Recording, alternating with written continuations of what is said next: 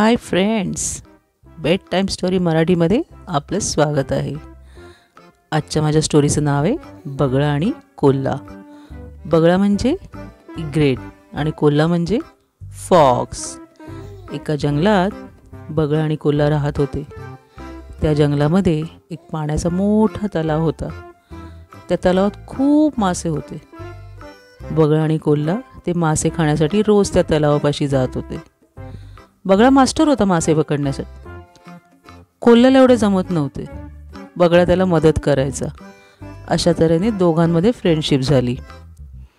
एक दिवस कोल्ह्याच्या मनात आले, हा बगळा मला रोज मदत करतो, ह्याच्यामुळे मला पोटभर मासे खायला मिळतात.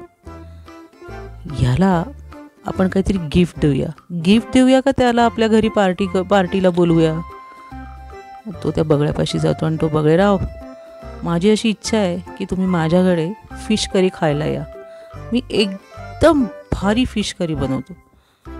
बगळा म्हणतो, हो येतो. कधी येऊ? उद्या दुपारी माझ्याकडे तुम्ही फिश करी खायला या.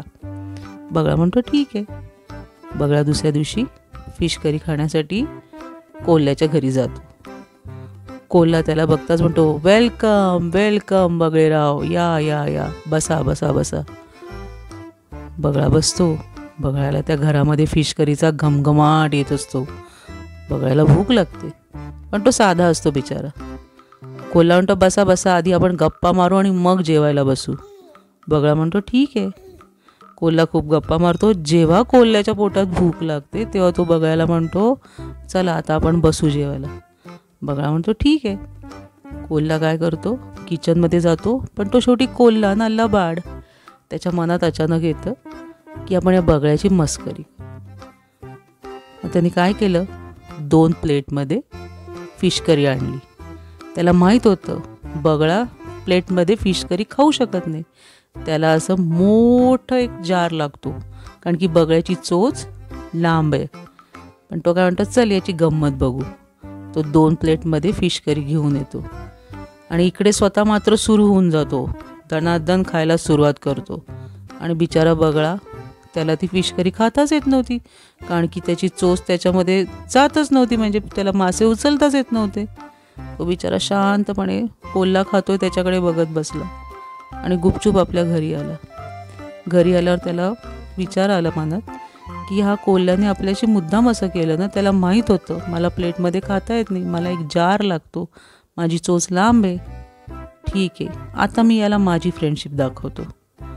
2 दिवसांनी तो त्या कोल्ह्याला भेटतो त्या तलावापाशी. कोल्हा नेहमीप्रमाणे लबाडपणे बोलला, काय बगळेराव, पोट भरलं होतं की नाही त्या दिवशी? कशी झाली होती फिश करी? बगळेराव म्हणतात, वा वा, एक नंबर फिश करी होती. मी तर अशी कधी खाल्लीच नाही. पण मी तुम्हाला सांगू का, मी पण करतो फिश करी. तुमच्या एवढी छान नाही करत, पण मी करतो फिश करी. तुम्ही याल माझ्याकडे खायला? कोल्हा म्हणतो, का नाही, कधी येऊ बोला. आज येऊ, उद्या येऊ, परवा येऊ, बोला कधी येऊ. उद्या या ना तुम्ही माझ्याकडे, दुपारी या.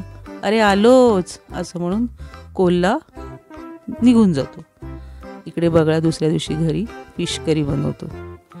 कोल्हा येतो दुपारी. कोल्ह्याला तर घराच्या बाहेरच तर फिश करीचा सुंदर घमघमाट येत असतो. असं पोटात त्याच्या कावळे ओरडायला लागतात. अरे आज तर मी असं दाबून खाणार ना, 1 प्लेट 2 प्लेट 10 प्लेट 15 प्लेट जेवढ्या मिळतील तेवढ्या खाणार आहे मी. तो कोल्हा बगळ्याच्या घरात जातो. बगळा म्हणतो, वेलकम वेलकम, या या या, बसा बसा, आपण आता मस्त गप्पा मारू आणि थोड्या वेळाने जेवायला बसू. कोल्हा म्हणतो, हो हो, जरा लवकरच गप्पा आपण संपूया, मला भूक लागली आहे, इतका सुंदर वास येतोय तुझ्या घरामध्ये फिश करीचा. बगळा म्हणतो, हो हो, नक्की नक्की. थोड्या वेळाने बगळा किचनमध्ये जातो आणि 2 जारमध्ये फिश करी घेऊन येतो.